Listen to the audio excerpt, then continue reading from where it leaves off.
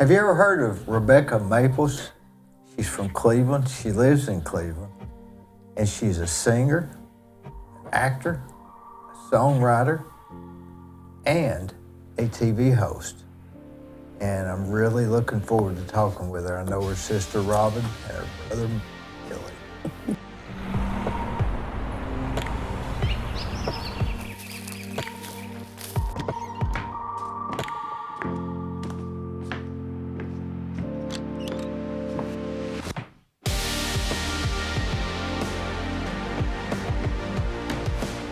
So your sister Robin, she's from, she works at Bradley, is that right? That's right. Yeah, long time. She's been there a long time. So, Is she's about a year younger than me, I think. She what went to year you graduated from 80 Cleveland? I graduated from Bradley, but when I went to Cleveland, she was there. So you were 85. 84. 84. Where was She she? was 86. So she was about 2 years younger than me. And then I was 1988. 1988. Boy, it seems like a long time, doesn't it? Yes. Did you A long graduate? time ago, but then in a lot of ways, I run into somebody and it's literally like, it's just been a few years. Like, it's weird what happens to you. You ever run into anybody and you say, boy, who is that old person? And you get to looking at them and you went to school with them? Yes, I do. I mean, that's really strange. It makes you wonder, do we look as old as they look to us? Yes. I don't think I do. Do you? I don't know what you look like I mean, back do you then. think you look as old as when you see somebody? No. Mm-mm. I always think, I mean, some people I know look younger and some look older. or some look exactly the same with a little bit of gray Yeah, or yeah. whatever, but then you see some that you just think, wow, what happened to you? They didn't age well. Right. And some of them you see, well, they look just like they did in high school. Yeah. So we don't know which one we are. I guess it depends on who you ask. Because, If you you know, ask your- everybody's if you got ask an your- opinion, so. Yeah. If you ask your mother, you look the same, right? And if you ask Yeah. her, was you related to Austin Maples? Yes. What was he? What relation was he? Let's see, I think my grandfather was Oscar Maples. And I think they were cousins. Maybe Brothers, maybe? Yeah, Brothers. Austin and Because Oscar. and they, yes, because my grandfather was a builder. And then my dad, it was Oscar and Geneva were my grandparents. And my dad, who is passed, but was Sonny Maples. Sonny Maples. And was that the Maples manufacturing place? No. It's the other. The other They- no relation? No, there is a relation, but that's not, Way out? yeah. Too It's like distant. on the other side of the family. Oh. So y'all been in Cleveland your whole life? The Mapleses? Yeah. So when you, tell me about how you ended up writing a song that Reba McEntire sings. Since my early 20s, I was always singing. I was always in plays, local plays here. So then when I went off to college, I knew that that was something I wanted to pursue. So I just started working with local musicians, writing a lot of music myself, and just through a matter of, building relationships with people, I ended up, make a long story short, I ended up getting a writing contract with EMI Music in Nashville. And that was also to be a recording artist. So I met a man who was a producer in Nashville, and he helped me to get on in Nashville. So my daughter was 4 at the time. October, and I moved to Nashville in 1996. And I went there to pursue that. So what did they do? You put you in a room and say, write some songs? How's that work? Well, no, not exactly. I don't know how it is now, because, you're talking about the, 96. So it's changed a lot since then, but it's just through a series of relationships. You have the way it's set up, you have like a song plugger is what they're called, and someone that you will try to build a relationship within the EMI publishing. who works with you. You get to know them. They get to know what your songs are like, and they begin to pair you with people that they think that you would be good writing with. So it's kind of, you start pairing and learning, meeting other writers. Sometimes you meet with people and you sit there and you have nothing in common. So, and that happens a lot. And it's not that either one of you are not any good. Yeah. It's just that you just don't mix. So it's a process of elimination. For me, I'm a lyricist, really. I get melodies in my head. I can play the piano a little bit by ear, play a little bit of guitar, just chord things out. But really, I was strong in the idea category and coming up with lyrics. So they would pair me with someone who is stronger musically. And that's kind of how that worked. And I met a few that I really hit it off with that were kind enough to believe in me and support me. And so we started regularly writing songs together. That's kind of how it works. If you're not a singer, like if you weren't someone like me who wanted to get a recording deal, as a songwriter, you want to get paired with someone who is going to possibly have a singing career. That's how songwriters get on records, and they're paired with that person, and so they write a bunch of stuff together. And songwriters will go out on the road with singers and write that way. Again, if you're a singer like me who needs a little help in that department. So that's really how it works. It's just a process of building strong relationships and getting out there and going to songwriter nights and open mics and getting people to notice you. I just, through a series of crazy events, met a woman who was a manager who managed this guy, Robert Ellis Earl. He had some hits on. There may be some people that recognize that. But he was moving into just producing instead of just being a singer. And she passed him one of my tapes, and he really liked it. So I started traveling to Nashville and writing with him and really hit it off. And because of his relationship with EMI, he wrote there. He went to bat for me and said, I think this girl needs a shot. So a year later, there I was. Yeah, really fast. It doesn't normally happen that way. Normally you move to town and you pay your dues for 5 or 10 years, and then you get a big contract like that. I'm well aware of how lucky I was, because a lot of people resented me for that. What was the name of the song? Which song? The one how many were picked up by our artists? Oh gosh, let's see. Probably my biggest ones was the song that Reba McEntire recorded. There's a funny story that goes along with that.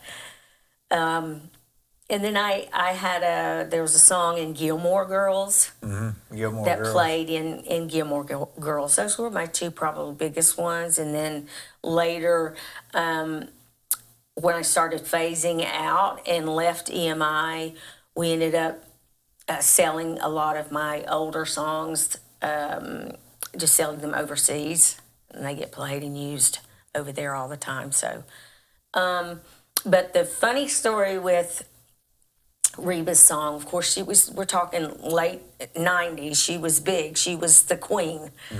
And so it was just a total Cinderella story, like Rebecca. I remember the plugger called me that night, and I was putting my daughter to bed, and he said, you got to call me back. And it was late, 8:30, 9 o'clock, normally not when. And he said, Reba, put one of your songs on hold. And that's kind of what happens is if an artist hears your song, they put it on hold as they're picking their songs to be on an album, whatever. So, it was like, you've got to be kidding me. I mean, she was the queen. Like, if you get that, if you get a song and it ends up being something she releases, you're talking about, potentially millions of dollars. So it was unbelievable, because I'd only been in town maybe a year writing for them. So that's how it started. So I was the Cinderella story. Everyone patting me on the back. People who never spoke to you were all of a sudden speaking to you, that kind of stuff. So then I got another call late at night several weeks ago saying it's going to be the number one single. It's going to be our first single on the record, which is huge. Like you couldn't ask for anything bigger than that. So exciting. So it went from that to a few weeks later, it's going to be the third single. Okay, well, I can deal with that. That's still amazing. A few weeks later after that, it's not going to be a single, but they're going to keep it on the album. Okay.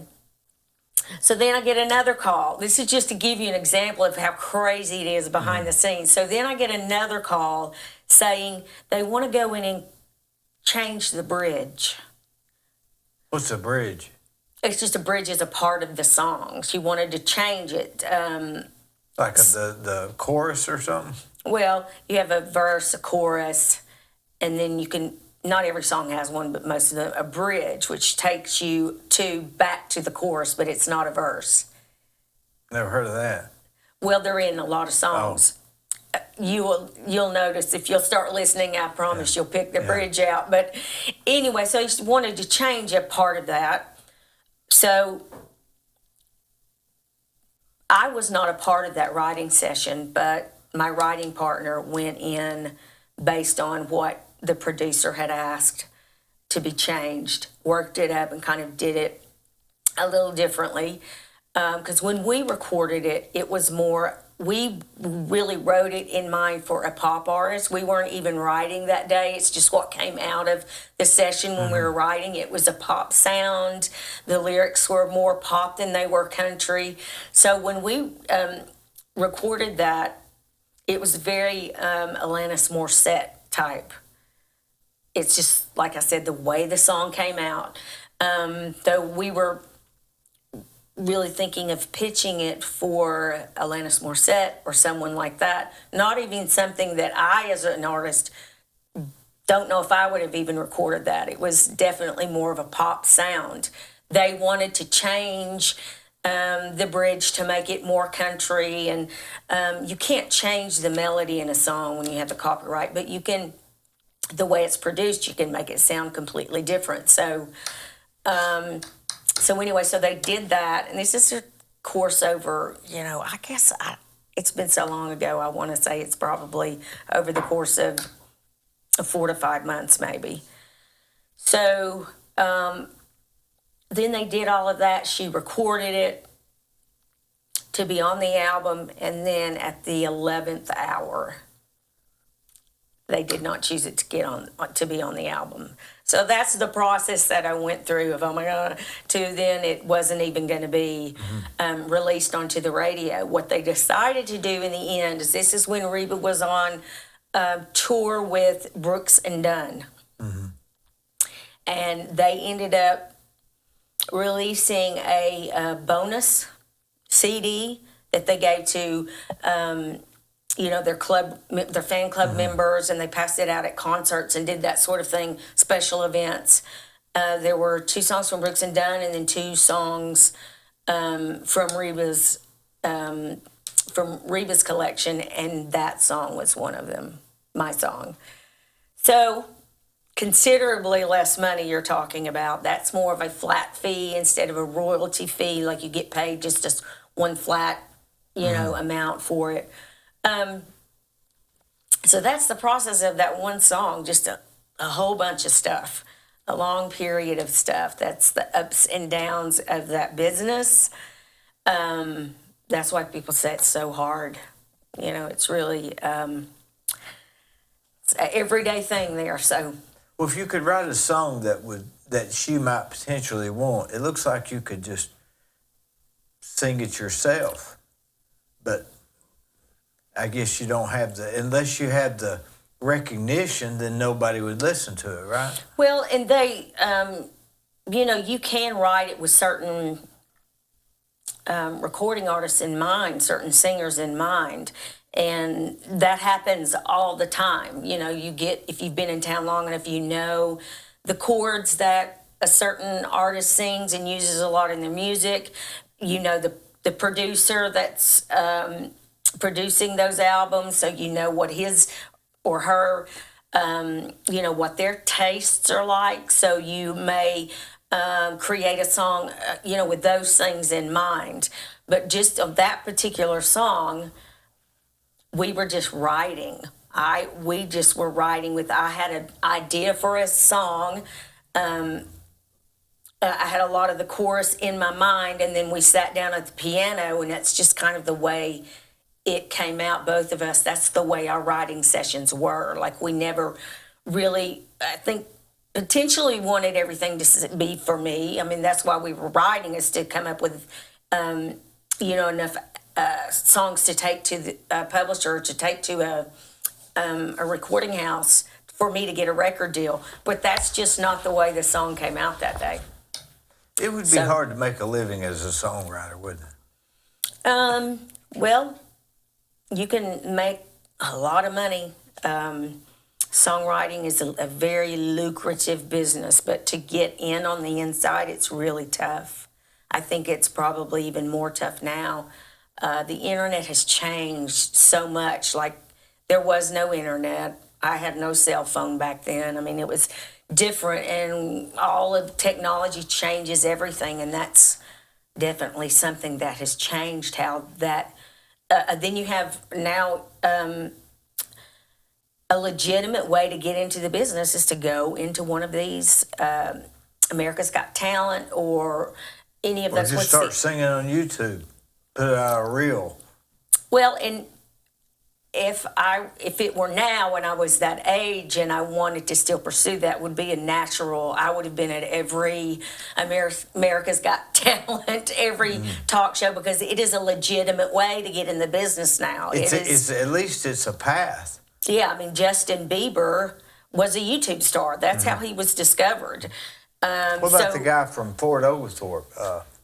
That's all the Kane. Kane, yeah. Kane, He's a big deal now. Just Yeah, a year or so ago, he was just walking around in Fort Oglethorpe. Yeah, I mean, it's Kane Brown. Just, yes, because of the internet, all of that has changed. So, yes, like if I was that age and now and trying to pursue that, those would all be natural avenues that I would use. But obviously, I'm not trying to get a record deal at 52. Why not? Because the business, they don't, you know, they're signing people at 12, 50. People literally, and I'm not kidding when I say this, you start getting around in your 30s, 31, 32, record companies, their eyes glaze over like you're done. You're But what, didn't too Tina old. Turner didn't have her first hit? She's what, 55? But that's Tina Turner. Not Well, everybody there's a lot is of Tina Tina Turners out there. But that's that just the way the business is. It's the help wants younger people. I guess by and well, large, the people that are making the decisions and running the record labels, that's what they're looking for. But if you had a fairly good voice and you had some good songs and you went out into the public, you could probably have a following. Absolutely, because of the internet. Yeah. Yes, you could. But you may have to play an ever honky tonk between here and Nashville. If there's Absolutely. honky tonks left. And there are a lot of people who do that and still make a living as a musician. Because of the internet, it's changed everything. But like I said, Well, where did the movie come? Where did being an actor come into that? before I started writing music, I was an actor first. That's really my first love, is acting. And so I was traveling back and forth to Atlanta. I met a casting director who really liked me and took me up under her wing. And Shay Griffith was her name, and she was Did I Fly Away? I'll Fly Away. She was the biggest and really the only deal in town in terms of she was really casting every movie that was in Atlanta that was anything. Of course, Atlanta now is huge. You have Tyler Perry Studios, so many. Nell Liner goes there and does as an actor there. Oh, he's like a stunt guy or Yeah, something, right? yeah. I've never met him in person, but He's we're a great friends on guy. Facebook. Yeah, and he's a great guy. I see his stuff. So, so that was a natural place for me to go because I was in Cleveland. I had just graduated from UTC, but then I got married, and that was the only closest place to go. I mean, I was writing music then, but I never thought for a minute that I was going to try to be a recording artist. I really wanted to be, an actress. And because I wasn't willing to move to Los Angeles or New York, a real choice for actors is to become a regional actor.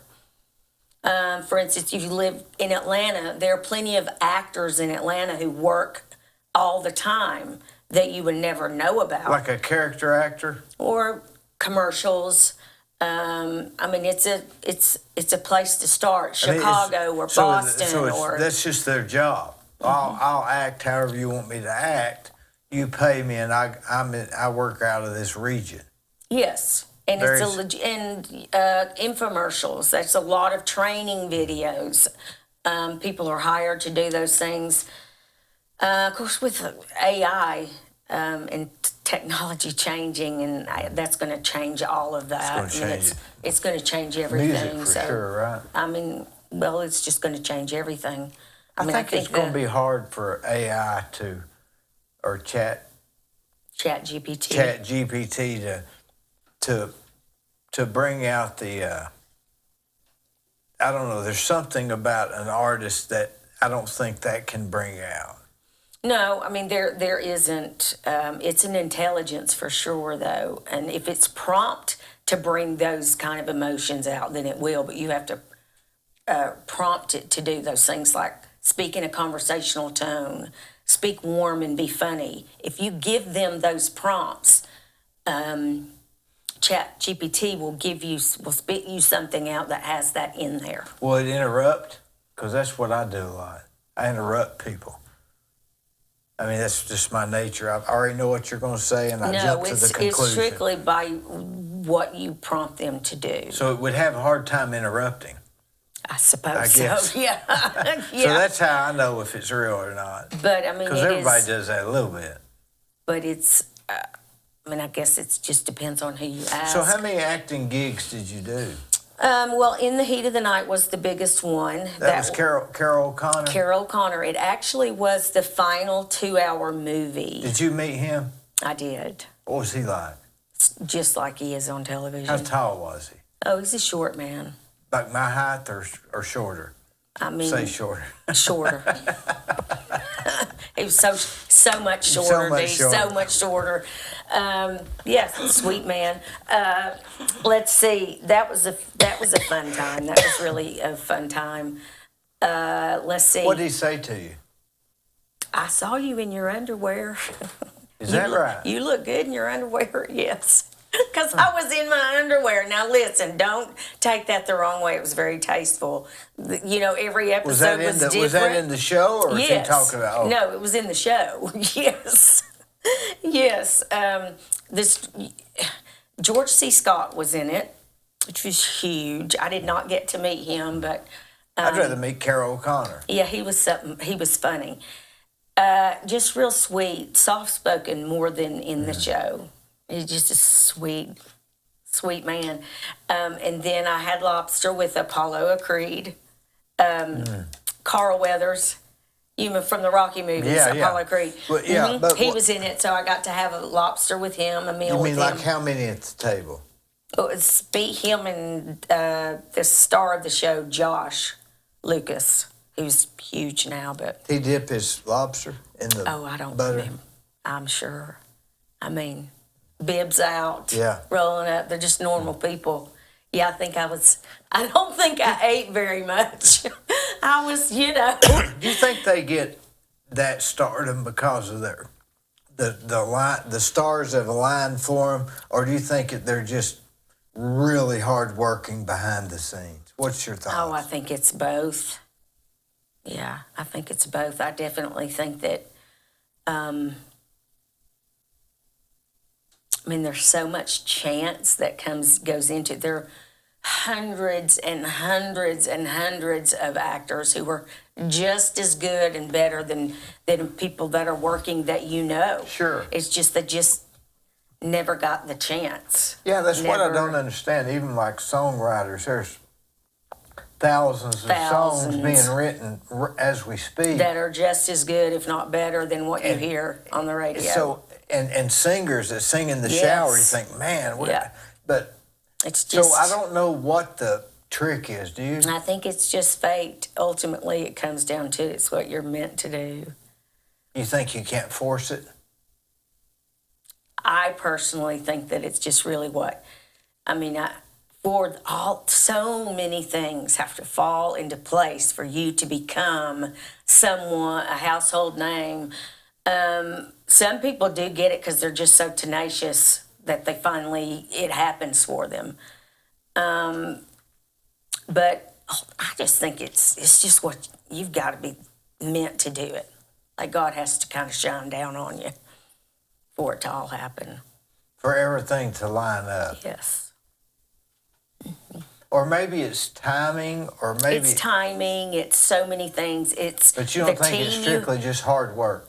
I think that helps. But you have to have a team of people around you that are doing doing things for you. No one ever gets famous on their own. It's a team of people doing all kinds of different things. Would Elvis have been famous if he hadn't had a promoter? I doubt it. I mean, I'm going to say you're right, because you just I mean, have he to came have in and somebody out serving out of the You don't military. have time to do all that stuff and become famous. you have to have someone who's helping you. You cannot do it alone. I mean, if you just want to be famous, that's one thing. But if you want to be, I mean, famous means what? well, to me, famous means, I mean, you can go on Instagram or YouTube and do something outrageous and become known. You can be Instagram famous. It's so different from when I was in it. Famous means known, well known, well known, not necessarily for good reason rich or and bad, famous, or not even necess- for I mean, good the- reason or bad reason, right? whether people will like this or not. The Kardashians are famous for being famous. They're not. They have no Skills. yeah, I guess. talent in my book. They just famous because they had personalities. And Ryan Seacrest, behind the scenes with Kris Jenner, cooked that whole show up and put it on television because they were all And crazy probably wouldn't even characters. got that if Kris Jenner hadn't have. And they all Kris did- Jenner, what's what's it now? Kris Jenner is the mom. What about She's the daddy? Bruce. Yeah. He's Caitlyn now. I Yeah, think is what Caitlyn, he that's what I'm saying. prefers to be called. Yeah. Yeah. So, So maybe they had that going for them for a start. I mean, there has to be something about you that others want to watch or look at. Maybe But it's your take just- beauty, maybe you're funny, maybe you're. But being a working actor and I just want to be famous, those are two very different things, because you can be a working actor and no one may ever know you. They may never notice you, which to me was something that sounded good to me because I wanted the autonomy. Like I never made it because I wasn't supposed to. There's no way I could be famous. There's no way I can't, you have to give up so much. You give a lot up to be that. Like What would you have to give up? that's what I saw when I was there. What I began to see is that I don't know if I can do this or not. What you have to give up, all the stories I heard behind You have the to scenes. give everything up. Well, you have to be willing to give up relationships with your kids, with your family, it has to be, the career is the thing. Just Your marriage will come under it. Your kid, I knew women who had been there for 5 years and my mama's raising my kids back home in Kentucky, that kind of thing. And I thought, I could never do that. I couldn't. And that's eventually what led me to just moving back here is I wanted to put my daughter to bed at night. I wanted to help her with her homework. I didn't want anybody else to do that. And I knew at some point if I was going to have a career, I was going to have to give that up. And no matter how many times I rolled it around in my head, I just thought, I can't. There's no way I'm willing to give that up. So I wanted to be a good mother more than I wanted that life and to be famous and to be an entertainer. And believe me, I wanted it real bad. Just not that But bad. not that bad. And so, and You have every to- woman makes that choice. If you have children and you're in that business, you have to, and it's a choice. And you have to make it. And I was at that point in my career where,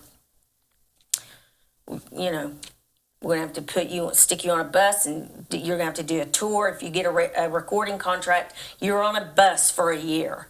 You're doing radio tours for the first year of your life, promoting that first album. That's the way it was then. I don't know how it is now, but that's the way.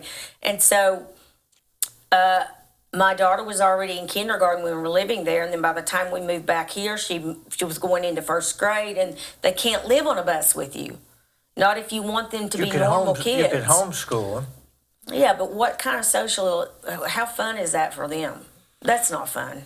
No, but To it's live on pretty a bus well, with mom, but and it's you pretty have well- no friends, and you are in how would backstage you have and being time to raised home- by a nanny. And Yeah. how would you have time to homeschool them? Somebody's got you somebody's got would to have school a them at home. nanny, yeah, and I just could not see myself doing that. I just couldn't.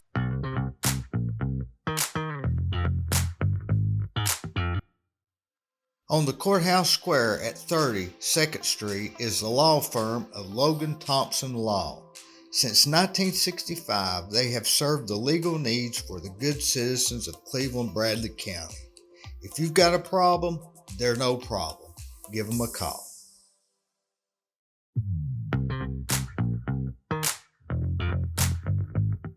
Did you ever go on tour or anything?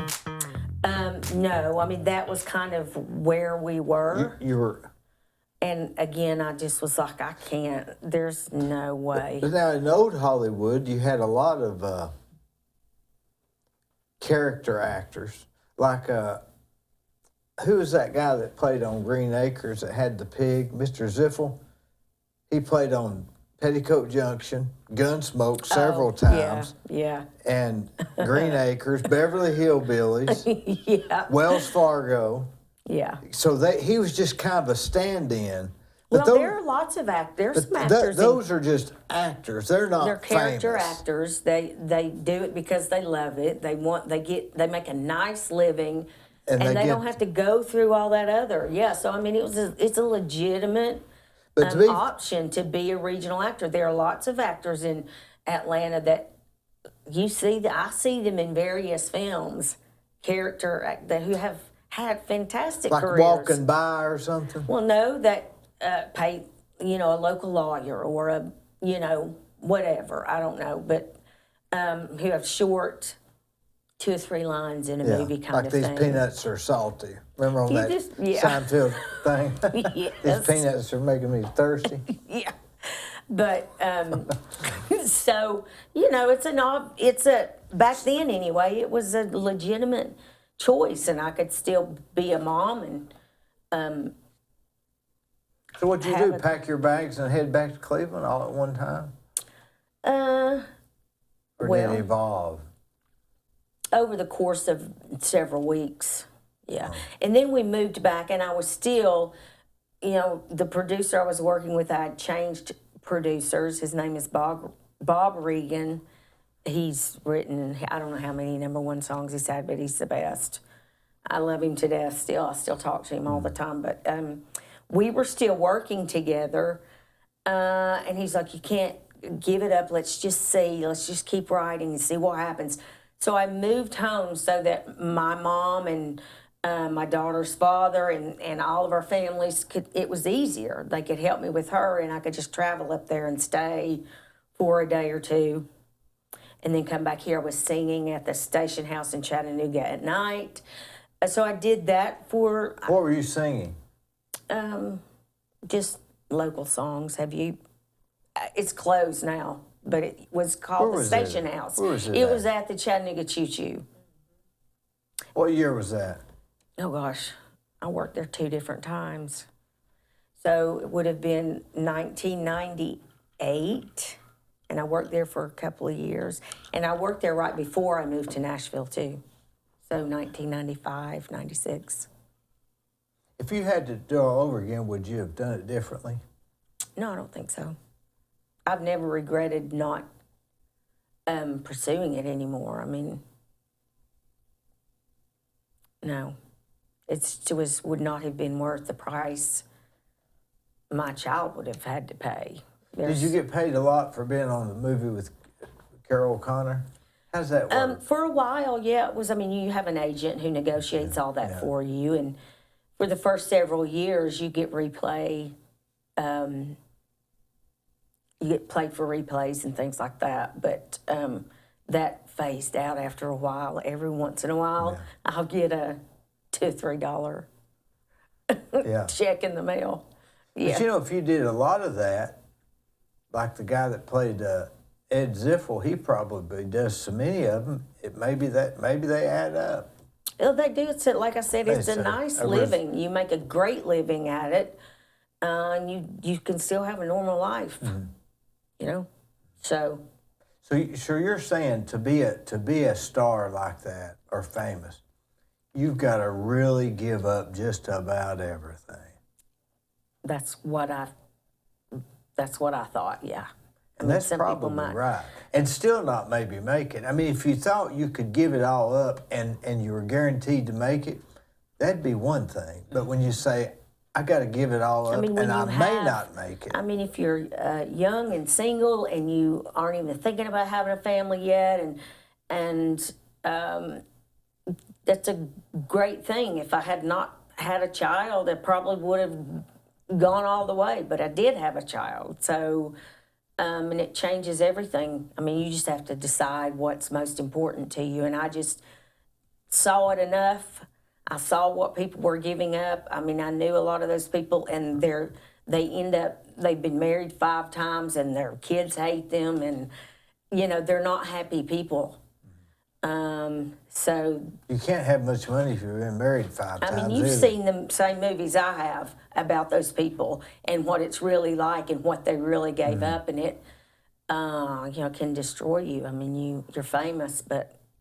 And nowadays, it's totally different. It's totally different. And you can become a star on Instagram or TikTok, and then all of a sudden, 2 years from now, they're not on TikTok, they're on Threads, or they're on Truth Social. So I don't know.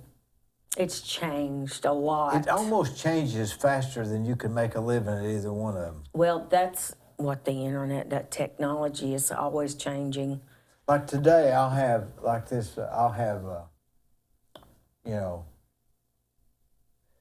the time this is done, we'll have maybe 15,000 views here and maybe 200 on YouTube because it's a local thing.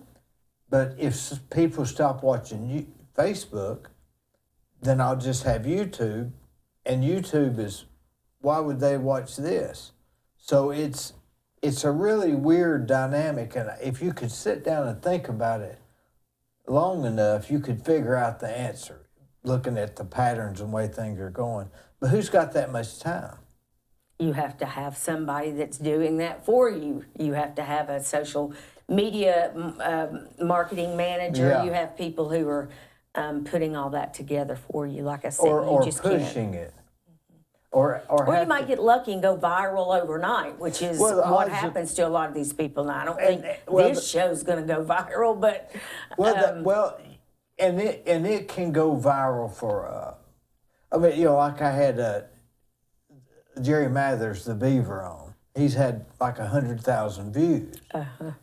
But that was it. So I got to have another Jerry Mathers. So you can't keep having that. Or you have to have someone behind the scenes that is pushing that content out constantly, because if you think about how many messages you receive in one day, how many... We're bombarded with messages and images and this, so that content has to be constantly being pushed out and served up to people for it to even, I mean, when I, was in advertising, and the statistic we would say, or what I learned in my training, was a person has to see something 7 times before it ever, at least 2 or 3 times before it ever starts to register with them, like a commercial. It takes, 5, 6, 7 times for them to really understand and see and learn what you're saying, like if you're advertising your business. That's interesting because I watch a guy named Scott at Coffee with Scott Adams. I watch it every day. I've watched it every day for 5 years. I've not missed one episode. It's 1 hour long. I watch it before I go to bed, and I believe I saw it about 5 or 6 or 7 times before I got hooked. So you may be onto something there, and somebody else might watch it and not like it, but I watch it and I like it. So you had to see it 7 times, and then you only get the ones that like it. Yeah, I mean, especially if you're short messages, because you're constantly seeing images and messages. You are getting served them up on Facebook when you go on social media, billboards, newspaper. I mean, there's just information's constantly going in. So in order for something to really have an effect on someone, you're going to have to serve that to them more than once. Even if it's now, if it's a really good song, I can hear that one time and I'm hooked. Now, if I watch a TV show, I may have to watch it a time or 2 before I'm hooked. Something about music captures me quicker than a TV show or a podcast. But chances are, you really don't you hear it one time and you think, oh, that's a good song. And then you hear it again and you learn a little more. But you would have to hear that multiple times before you really knew the song and could sing it and everything. Yeah, and maybe I heard parts of it, but not all of it. But it took 7 times for. And they say if you do something 14 times, it becomes a habit. Yeah, I mean, there are various statistics of how people say that 6, 7 times. I've heard 5 times but a variation of that. But again, makes sense when you think about how much information you are taking in constantly every day. So for something to go and for it to get your attention and you hear it and it makes sense, and also, unless it is something outrageous, then you're going to have to hear it multiple times. And if it's outrageous, you're going to get over it quick. So it's a fad or a trend or something that. I used to watch these marble races on YouTube. That guy that had the marble races. I mean, he'd marbles. He'd put marbles on this track and they'd roll, and he'd say the red number 3 lane is doing some catching, and he'd narrate it like a NASCAR. It was pretty neat. He'd have things they went through, and that guy, I don't know if he's still doing it or not, but he had all kinds of views. You get to a certain level, and YouTube will pay you. Yeah, I'm at that level, but it's not enough to interrupt the flow. Maybe, even if it's a little bit of money, it doesn't matter. It's not going to change my, But for someone who is trying to be a YouTube sensation or Instagram or TikTok, I mean, it can really. All I want to do is spotlight local people and talk to people interesting. And if it doesn't go anywhere, it doesn't go anywhere. I can't force it. Right, yeah. It just is what it is. Yeah. Did you have your own show at one time? You're Cleveland on Channel 22, Charter Channel 22. I did that for. Did anybody watch Charter Channel 22? It was pretty popular, yes. I mean, Do we still have a local channel? We were on channel? a waiting list for people to come on the show. This Charter 22, could you tell how many viewers you had, or was it just a local? They still have it? No. Charter was purchased by Comcast Spotlight in Chattanooga, and so they optioned not to do a local show. So have a local channel. So they but for a don't have- long time, it was really popular here. So we Amy don't Beard have- was on it way before I did, and she kind of really paved the way and made that. So we don't have a local channel here. I don't know if there's a channel. There used to be guess a there's- Channel 5. I don't know if they still do that or not. WCLE has as close to a local channel as you can get, and they just sort of broadcast a picture of the studio. But we did lots of, it was a part of I was hired as a salesperson To sell to what? sell local cable advertising, You mean like local commercials. Give me a for example. Like a 30-second commercial on USA or CNN or Fox News for your business. That's what I sold. And there was a local channel component to that people did local infomercials on. You could do a 15-minute or a 30-minute, and then I had the local talk show as well. I brought guests on, and I could, I get sponsors for the show. We How broadcasted. did you get sponsors for the show? Did you have to get sponsors for the show? Well, it was important. I did a back to school. We did a back to school event every year, and we would do a show about that. And we would have sponsors, and it was the hospital or YMCA, places like that would So kind they of would sponsor the show, sponsor it? and they would have drop off locations where you could drop off school supplies. A doctor's office, whatever. We did that, and then we did the Christmas parade. That was a big hit every year. I always had premier sponsors for that, and the hospital. I think there were some various. You're talking about. It's been a long time. Who did you have on the show? Oh gosh, on Your Cleveland. Yeah. Everybody. Literally everybody. Yeah, like I said, we were on a waiting list for the show because people were intrigued because it was local people that they saw every day, and people like to watch people that they know How often did it come on? multiple times a day. So, but how 7 days a week. how many episodes did they have? Like an episode a week or 5 days a week? Oh no, it was an episode a week. Your One a Cleveland week. ran one a week. Like we do here, it's one a week. Yeah. How did you pick the guest? Well, I grew up here, and so I just knew the community. Again, there was someone prior to me coming in, Amy Beard, who had built up that channel for sure. So it was already popular, is what I'm trying to say. People were already wanting I'd never heard of that it. local component. So, but if you had to have cable, like if you were Dish, it wouldn't show on Dish. It was only the people who were purchasing Charter. It was Spectrum. It's Spectrum now or Whatever whatever it happened to is. Amy Beard? She's still around. Wasn't she? I heard that name forever, and then all of a Yeah. sudden I don't hear it no more. Yeah, Isn't she's that weird? still around. I think my sister saw her recently. I think she's doing good. Yeah, good old Amy. She's a good one. How do you like living in Cleveland? I like Cleveland because my family's here. What do you do in Cleveland? Not much. You No, I'm retired? kidding. I spend time with my family.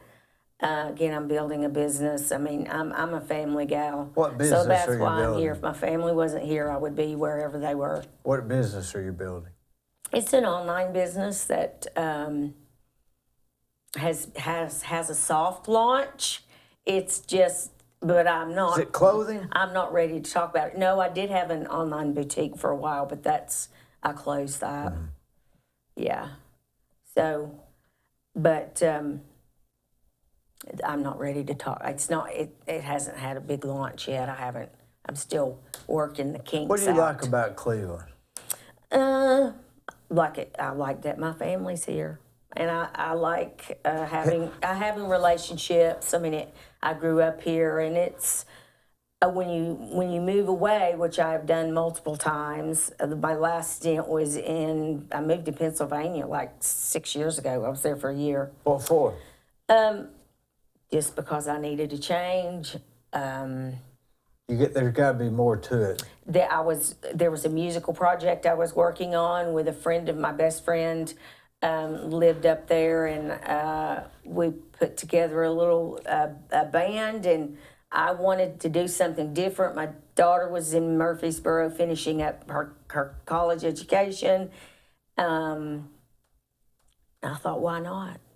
Let's do it. So What was it I like? was traveling up there and practicing with the band, and then the last practice was so good, and we had such a good time, and I was kind of in a rut here, you know. I just needed to do something different, so I had the courage to move 12 hours away. And that's a big thing when you're in your late, Yeah. It's different when you're 20, but I mean, I sold half of everything I owned. The rest of it I put in storage, and I moved with my clothes in the back seat of my car. Without your daughter? 'Cause Well, she was in college. college, yeah. So it's the best Like a thing I ever fresh did start? for myself. Best thing I ever did for myself. You think so? Yes, absolutely. Clean the slate? Well, just why not? Why not? I mean, why not? Well, you came back in a year. Yeah, when I was ready to come back home, I came back home. You think it's But sort I of... mean, it was a great thing to do. So freeing to get rid of half your stuff, because all it yeah. is I'm stuff. so sick of stuff, aren't you? Unnecessary stress in I'm my so life, sick and of- I sold half of my stuff. The stuff I really loved, I put in storage, and literally packed my clothes in the back of the car and left. Moved in with her. I can't stand stuff, can you? Yeah. I just can't stand Well, the it. older I get, the less important I don't it becomes. want any of it. I mean, I had the big house with the swimming pool and the 2-car garage. I did all that when my daughter was here, and but since then have downsized and then downsized some more and then downsized to now everything I own is where I live in a little 2-bedroom duplex townhouse kind of I'd thing. be embarrassed to tell you how simple I'd live if they didn't laugh at me. Yeah. Because It's, I just don't want stuff. yeah. I I mean, built all it's these- just not really that important. It's it takes away a lot of freedom. Yes, it You know, does. I build a lot of big houses for people, and I And just they sort have of... to pay for that, and they're maxed out. I just- And they've got Well, the 3 people I cars. build, They've got the people I build for are not maxed out. It's just it's not a. But I still see the you know. I don't know. I just could really get into the minimalist. yeah. I It could was the get- best thing I ever did for myself. Were there any Pennsylvania Dutch there where you were at? Yes, the Amish. I was in Amish country. See, I was in I could Lancaster. get into that. I believe. It was so fun. I was 45 minutes. I moved into Elizabethtown, which is basically like 20 minutes from Lancaster. And so I lived, not Lancaster. I learned how to say it the right Yeah, way when I what was moved it? there. It's Lancaster. Lancaster, not Lancaster. Yeah, I've been there. I've been. I Yeah. like it there. Yes, I loved it there. Yeah. And so I moved in with her and lived there. And then after about 5 months, I moved out and got my own place in Hummelstown, which is right there where Hershey Park and all of that, and lived there. I was 45 minutes from Philadelphia, a couple of hours on the train to New York City. I mean, it was great. So why come back here? Well, you know, my parents, my mom's still alive, and my stepdad. You know, my parents, they're here and getting older, and like I said, I'm a family gal, and when I What makes you a family person? That seems to be your focus. oh sure, it's the only thing that matters. Your family's the only thing that matters when it comes right down to it. I mean, it's What does it matter? what does what matter? Family. Well, It's just an emotion. I guess I'm an emotional gal then. I mean, that's really all it is, That's right? it's the relationship I have with my mom. I love my mom more than anything. My sister, my brother, even though I don't even, maybe not even talk to my brother that much or not as much as my sister, it's just knowing that they're close.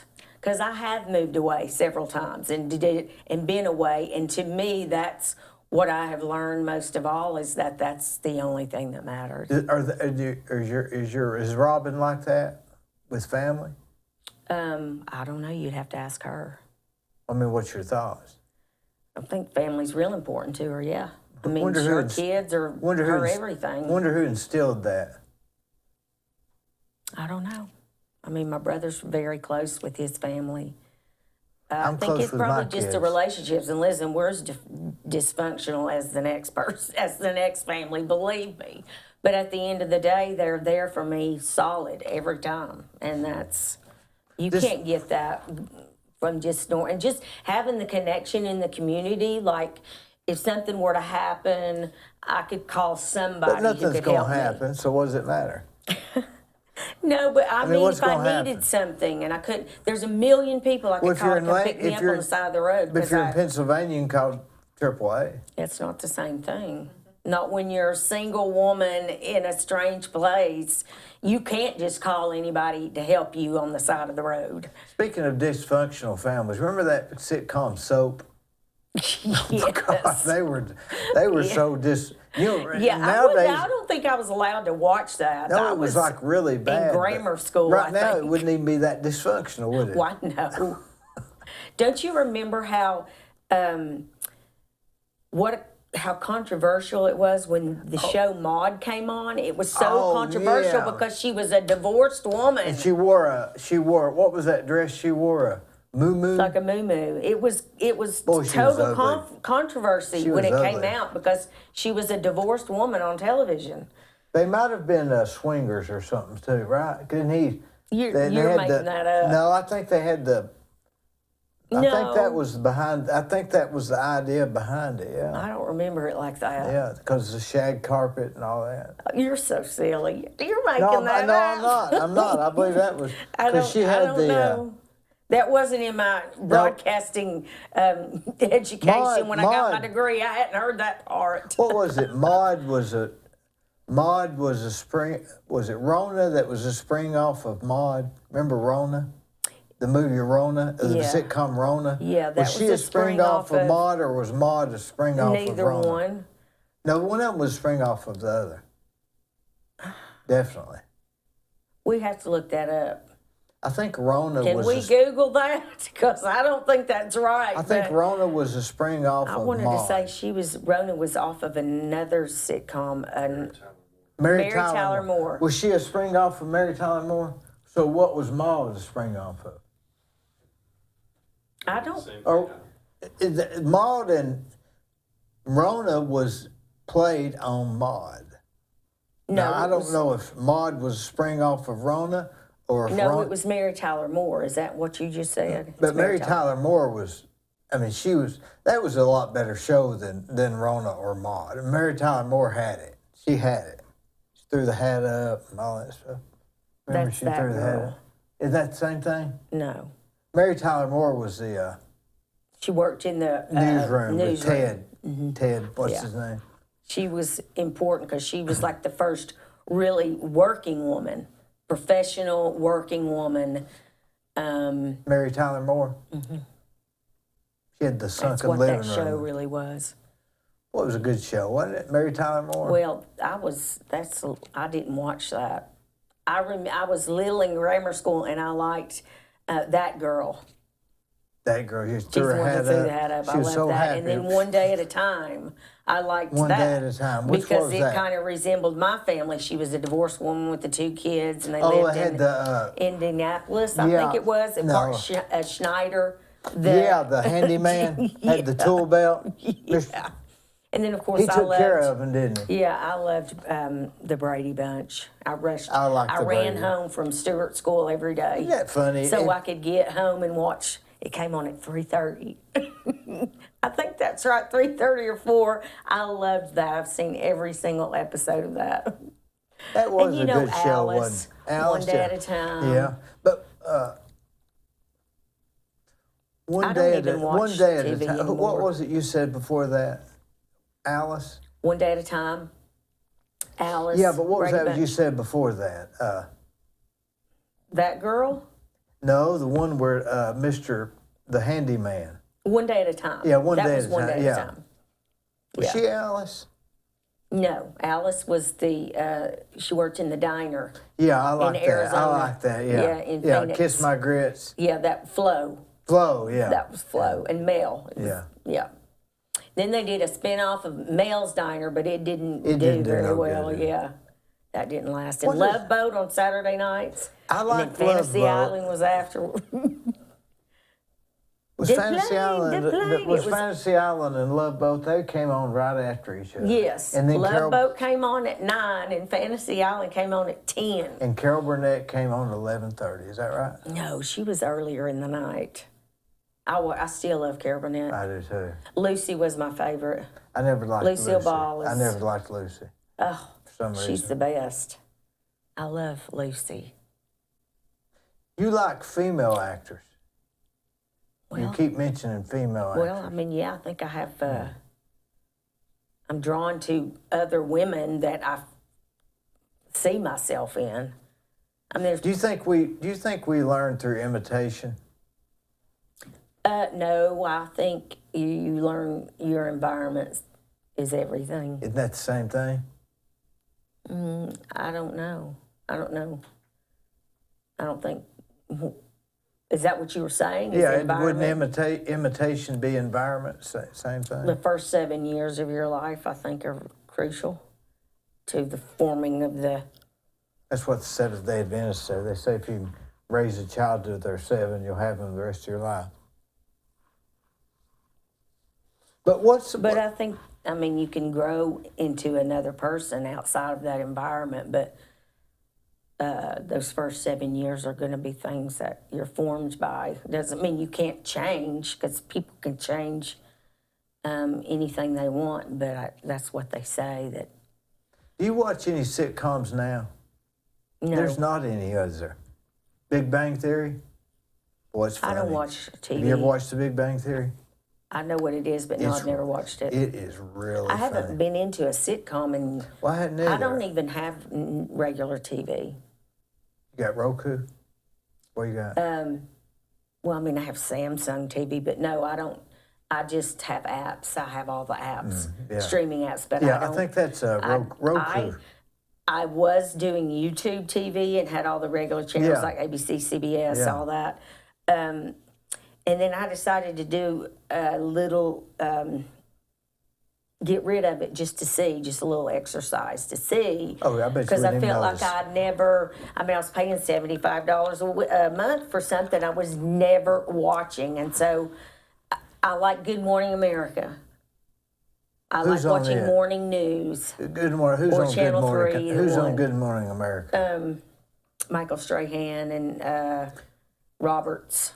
What's her name? Have you ever noticed they'll have a sad story and then a happy story, then a sad story, then a happy story, and it goes on for all morning.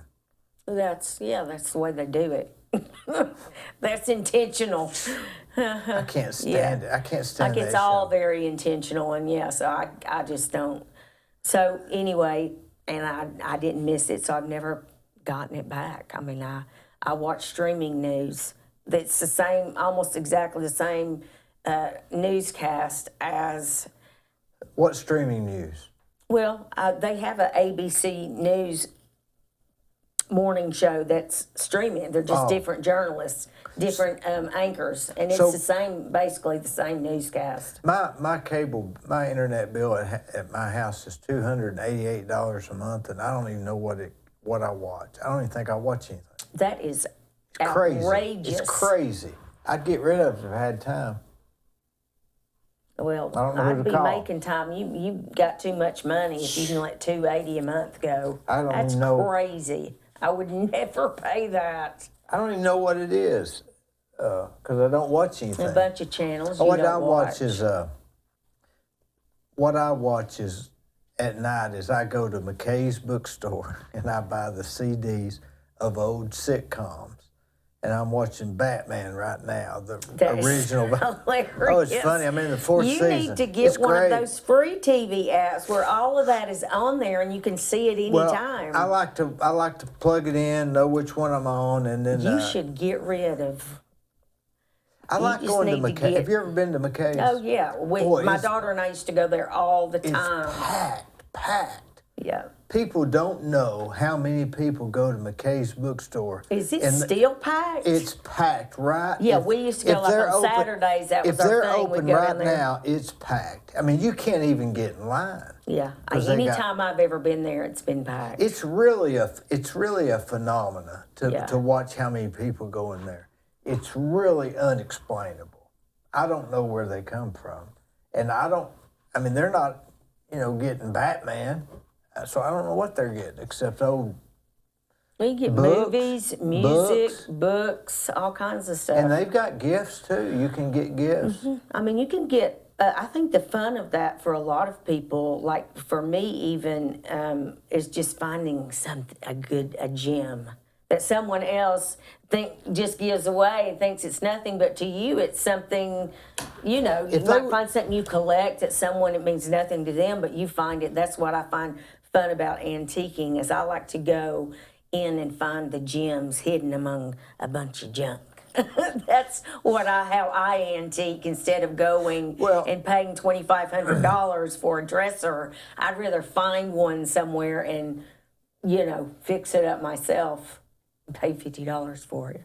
Not because I'm cheap, it's just it's fun to do Is it that the way. artist in you? I don't know. I'm frugal too, so it's kind of, What made you frugal? I don't know. It's just, I don't like to throw my money away.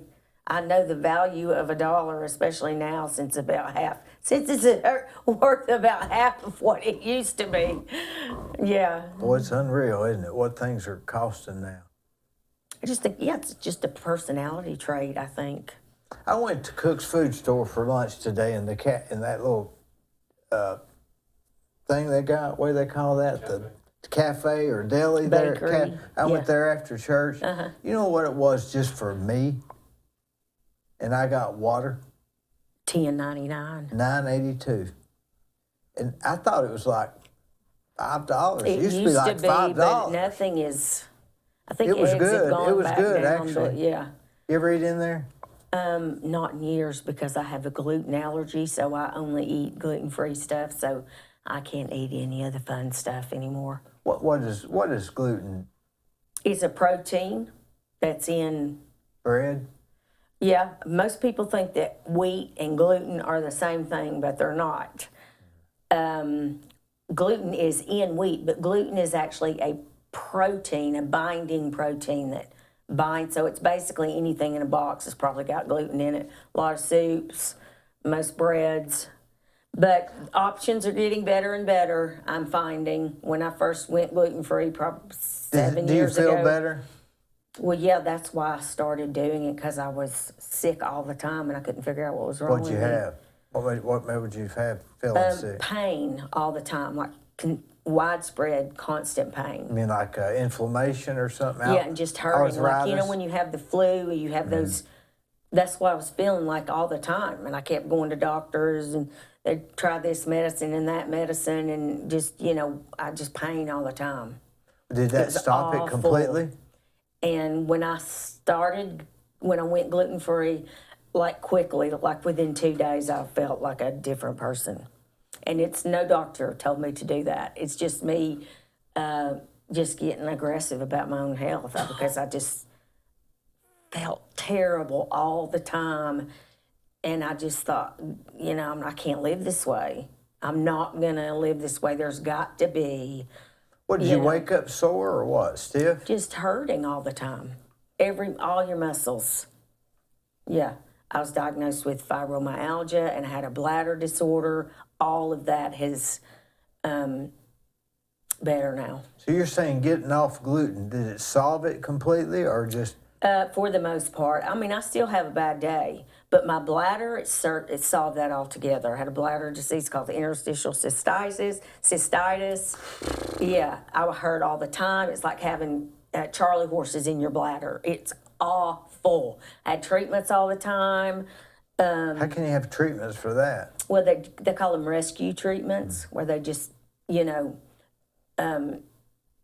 it's just basically treating the pain to help lidocaine and stuff to try to numb it. Is basically, I mean, they didn't even know what it was Do you think that back then. the gluten solved all that? Well, I just know since I got off gluten, I don't have problems anymore. So Did you have that growing up, or is it something that no, you it's something developed? that came on in my So late gluten didn't used 20s. to. So if you got a gluten, I if you're started allergic to, having stuff in my late 20s with pain in my legs and things. And then, like when I was living in Nashville, I started having some bladder issues and all of that. So, yeah, it started. And then by the time I was 30 or 31, it was just full blast all the time. It was horrible. one thing about it, the 50s is the new 60s, and or no, the 50s is the new 40s. Yes. So why did you go into? Is the acting, writing music, singing, is that a thing of the past now? You could care less, or did you give up on it?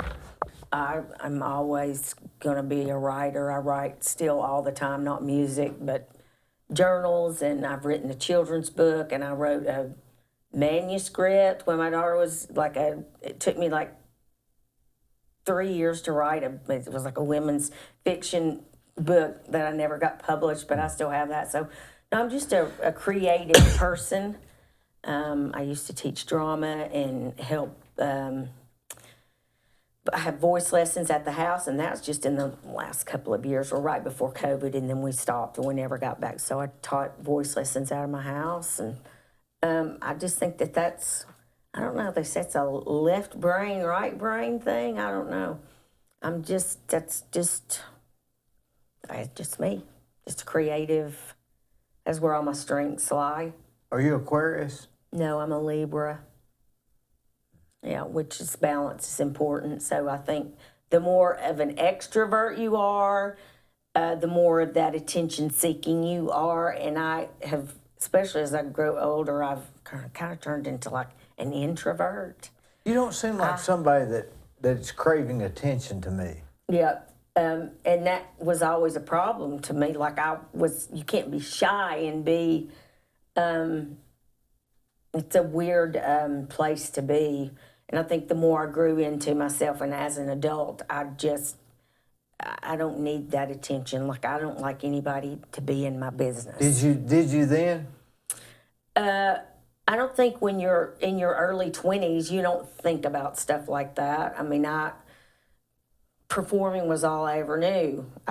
That's where my interests were as a child. I was not interested in sports. I mean, did cheerleading, but I mean, I did no other kind of sports. All my strengths lied in that, in performing.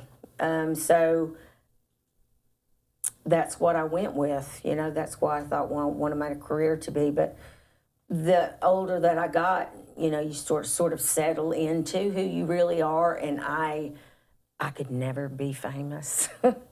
I couldn't. I mean, I don't like people being in my business. Do you like them in yours? You got to give up all that if you're famous, and I can't. I don't need for people to be watching me and give me attention and all that. So what's your pastime? What's my pastime? Yeah. Working on my business right now. Are you always working on a business?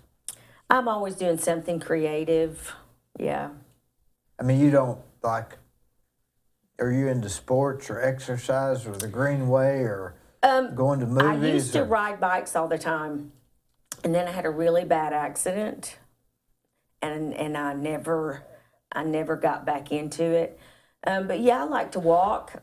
I used to do aerobics. People don't do that now, but yeah, I like to walk. I got out of doing exercise, which is not a good thing when you're my age. So I've been much more aware of that. Yeah, I like to walk. You might see me on Ocoee Street walking, or I have a stationary bike at home because I don't like going to a gym and having people. So walking's your hobby? At me. My hobby, I don't know if I do it because I need to. I do walk because I need to exercise to be healthy. Would be the reason I would walk. You listen to music while you walk? Of course, yeah. What do you listen to? Oh gosh. I mean, do you have a playlist? Not Yeah, I mean, my favorite band ever is Fleetwood Mac. I like that. Best band ever. It's my favorite band. I like some new stuff, and I even like some hip hop. It's kind of a mixture of everything. Yeah. They say people that like Fleetwood Mac like a little faster paced life and faster paced music. It's in the quick eights, they call it. Yeah, I don't think there's any truth to that, but So what's next for you? I'm really excited about this online business that I've been working on. You don't want to promote it today? No, because it's not ready for me to do that. It's just because digital advertising is a niche. You Yeah, have it to is. build it around a certain niche, and it's not something that, yeah. So I'm working on that, and I'm really excited about that. Just being with my family and doing that, and enjoying life. You know. Just living? Yeah, being happy, trying And to be my best life. I think everybody wants to be their best. I'm always seeking, trying to improve, working on myself. That's probably my hobby more than anything, is just trying to be better. What at what? Everything, be a better person, think better about myself, about others. You know, look, he's looking at me like I'm crazy. You don't understand that. Well, I mean, I don't understand you wake up in the morning and say, how can I be a better person? Absolutely. What can I do better today that I didn't do yesterday? Absolutely. As a person? Well, yeah. Well, just give all your money away. No, it doesn't have anything to do with money. It's just, don't you want to grow into the best person you could be? I mean, if you have no goals, then what are you doing with yourself? I mean, that's the way I look at it. I mean, I'll always be striving to be better, to do better. To be a better person. Yeah. To realize, to do my purpose, pursuing your purpose constantly. Which is what? Well, that's why I'm pursuing it. It's to continue to be the best person I can be and affect others in a good way. Have a good time while you're doing it. I'm really, that probably is more than anything, trying to be a good person. And that's obviously not important to you. No, it's important. I just don't know. You got to have an area. You got to have an area that you're trying to be a better person in. Life. Well, I mean, what specific area? I mean, religion, family, relationships, a good friend, Sure. a good, what do they call that? Philanthropy. I mean, what area? Every area. No specific focus. No. Just a better person. Yeah. I mean, I think every life has purpose, and that's your goal. And your purpose in life is to figure out what are your gifts and what's your purpose. How were you made to use them? I mean, some people's purpose is just to be kind of as a help to their children and immediate family, and that's enough. Is that what you're thinking? Is that all I want and can be satisfied? Well, no, that's why I'm always trying to strive to be more. Outside of the family. Outside of the family, yeah. I'm pretty selfish about my needs. About it doesn't have anything to do with anybody else. It's just being challenged and... Being challenged about tomorrow is very important, isn't it? I mean, extremely important. If you didn't have something you was trying to get done, I don't know what we'd goals. do. I don't mean, know what I think what that's would you why do? people who retire and then they're dead in 2 years because they don't have anywhere to be. They don't have anything to do. If you had nothing to do tomorrow, what would you do? I would have to invent something to do. Like if I had complete financial freedom to do anything I wanted to do. I would have a charity. I would be traveling. I would be. Would you go to the Ocoee and watch at the Ocoee Whitewater Center? No. Too calm? I just, I would try to travel places that I haven't seen before. You know, like I would, you know, and bless my family. I'd love to take care of my mom and dad and take them let them go somewhere. They've rescued me a couple of times, so I'd like to send them on a trip, you know, but I wouldn't just wake up and do nothing. I could not stand that.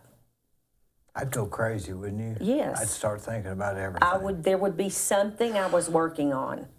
There would be something I was always trying to accomplish or work on. You seem like the type that has to be putting something out or something else will come in. Mm-hmm. You have to keep absolutely like fighting it or something will come in. Yeah, I mean, I feel like I'm the kind of person who's going to be going on up challenge here. you all the time. Either you got to challenge them or it'll challenge you. I mean, maybe that has something to do with why I'm single. I don't know. I mean, I'm going to push you to be the best you can be every single day, and a lot of people don't. Are we excited about tomorrow? Well, I am. I mean, if you don't have hope that something great's going to happen, then you should just lay down and die. I mean, if you don't have any hope or faith that tomorrow will be a good day, then how do you even find any purpose? Well, now we've gotten awful philosophical. We're going to end this on a philosophical note. You have to have a reason or there's no reason. Sometimes you have to invent a reason. Does that make sense? Yeah. Because you have to have, I'd rather have a reason invented than not to have a reason. Okay. Just, in other words, you got to have a reason to do all this or you wouldn't try. Right. Even the people that are trying to be famous, they have a reason, and that works to satisfy that, and they need praise and applause, and that's mostly what drives most. And they're better than the people that have no reason. Mm-hmm. Even if it's a bad reason, at least it's a reason. Yeah, you just have to. I always say you got to have goals. A reason. Small ones, big ones, a big vision. Even if you're 85 and had a great life, you better have a vision about tomorrow and what you want, or there's no reason to even wake up, you know? Yeah. So. Hey, I appreciate you coming. Thank you so much. I really had a enjoyed blast. it. Me too. Thanks so much.